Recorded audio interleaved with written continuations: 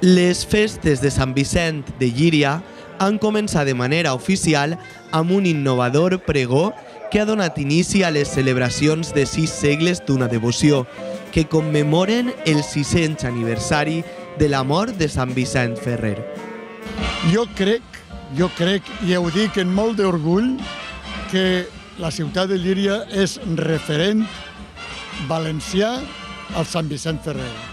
Quan parlem de Sant Vicent Ferrer parlem de Llíria, però forçosament, perquè som un punt de referència de cara al frare Dominic.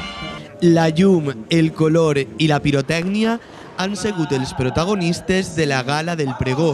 que amb música en directe, acrobàcies i la intervenció del pregoner Antonio Castellano ha sigut el preàmbul d'una àmplia i variada programació de festes organitzada per l'Ajuntament de Llíria i la Confraria de Sant Vicent Ferrer. Aquest any especial hem de fer una festa especial, a més de conèixer cada dia un poc millor la figura que va representar en el seu dia, però també que encara avui representa per a tots nosaltres, i cridar a tots els llirians i les llirianes per a que aquestes festes de 2019 puguen ser unes festes meravelloses, entranyables, i que les disfruten en pau, en harmonia i en tota la il·lusió que podem tindre al voltant d'una figura, el nostre patró, Sant Vicent Ferrer.